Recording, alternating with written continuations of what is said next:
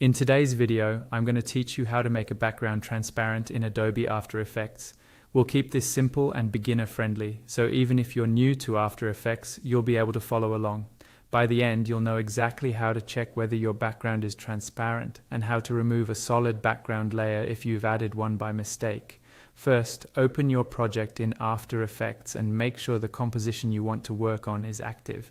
You can do this by double-clicking your composition in the project panel or selecting it from the tabs at the top of the composition panel.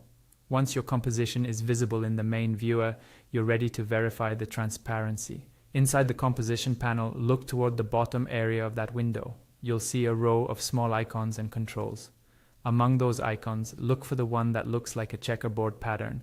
This is called the Toggle Transparency Grid button. Click this checkerboard icon. What it does is switch the background view from solid color to a transparency grid. When the grid is turned on, any area that is truly transparent will show as a gray and white checker pattern. This doesn't appear in your final render, it's just a visual guide to help you understand which parts of your composition are transparent. Now, carefully look at the areas where you want transparency. If you see that checkerboard pattern behind your graphics, text, or subject, that means the background there is already transparent. If you don't see the checkerboard and instead see a solid color, that likely means you have a solid layer or some other layer covering the background. To remove a solid background, go down to your timeline panel and look through your layer stack.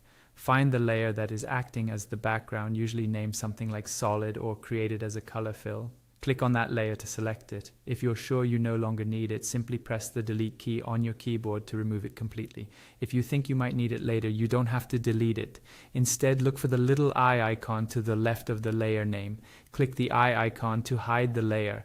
When the eye is off, that layer becomes invisible in your composition. Once you've done that, check the composition panel again with the transparency grid turned on. You should now see the checkerboard pattern where the solid background used to be. That means your background is transparent and you're all set.